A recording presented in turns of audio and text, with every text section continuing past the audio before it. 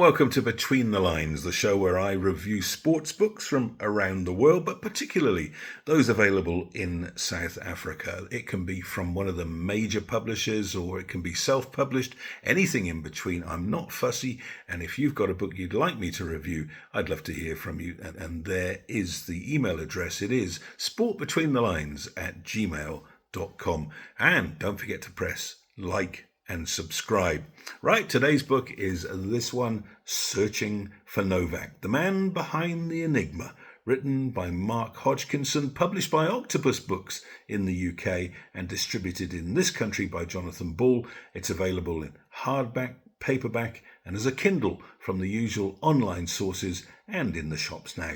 You should expect to pay 450 Rand. Well, Mark Hodgkinson is a British tennis writer and author who writes for the Daily Telegraph and is also known for his in-depth biographies of prominent tennis players, including Roger Federer, Andy Murray, Serena Williams and Ivan Lendl. Let me say at the outset that the title is your guide. This book is a search for the Serbian tennis master, not a biography, although inevitably biographical bits are scattered through the text. Novak Djokovic was not consulted for the text, which is instead beholden to a plethora of coaches, friends, former and current players to build a portrait of the man rightly referred to in the title as an enigma. Indeed, I would suggest that there have been few great athletes of the past or present who have polarised opinion as much as Djokovic. He's loved, hated, admired and denigrated in about equal measure. The man who's won more Grand Slam singles titles than anyone in history, and the man who was imprisoned for trying to enter Australia without having been vaccinated against COVID-19. I approach the book with an open mind because I don't pay enough attention to top-level tennis to have formed an opinion, but some people close to me can't abide the man. In common with many dominant sports figures, there'll always be people who hate Djokovic simply because he wins too often. The same was true 2 decades ago of Tiger Woods, and it's no coincidence that the Woods haters have decreased markedly because he's no longer a threat at the highest level. The extraordinary thing about Djokovic, the thing that the author keeps coming back to in this book, is that he's a better player today at 37 than he was at 27, and he's made his claim to be regarded as the GOAT, the greatest of all time, while sharing an era with Roger Federer and Rafa Nadal. In fact, one of the main reasons that Djokovic's hatred is so prevalent is because he's beaten both men far more frequently than they've beaten him. The author is at pains to stress that purely from a results perspective, there's no doubt that Djokovic is the GOAT.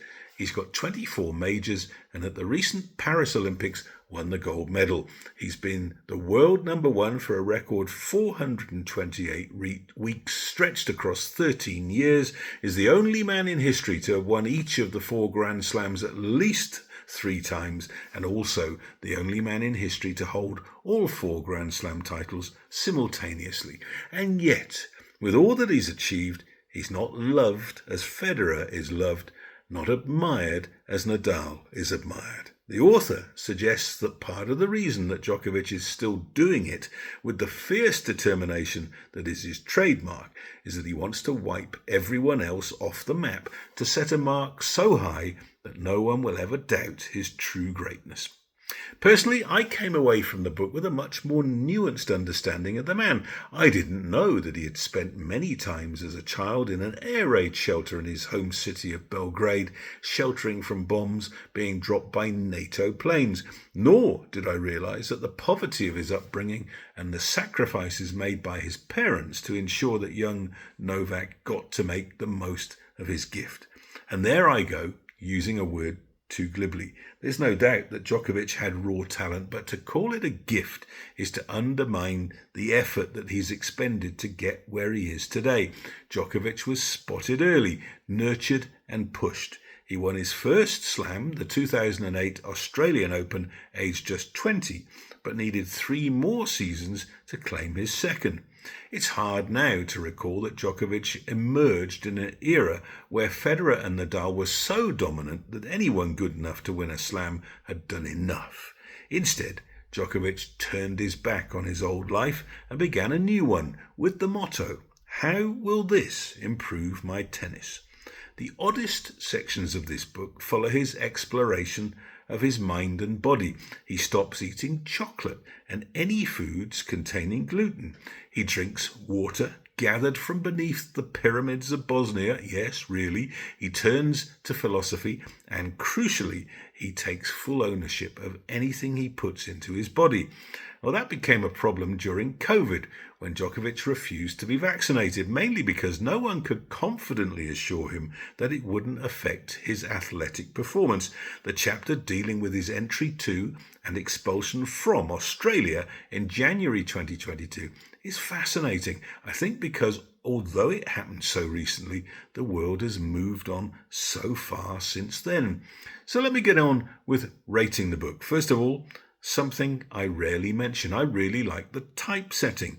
It's in Farnham 18-point and double-spaced, giving a great reading experience. Secondly, it's well written and with a journalist's sense of economy, and I got through it in just a couple of days. On the downside, I mentioned up front, it's not a biography, but I felt I needed to know much more than the book offers about wife Yelena and other close family members. As the book goes on, the absence of Djokovic starts to get in the way. There are only so many times the reader can accept the views of people close to Novak. But all in all, it's well put together, and for tennis fans, a real insight into the enigma that is Novak Djokovic. I give it 6 out of 10. That's it for this time. If you've enjoyed it, please hit the like button and subscribe. And don't forget that the very best way to publicise Between the Lines is word of mouth. Tell your mates, and I look forward to talking to you next time.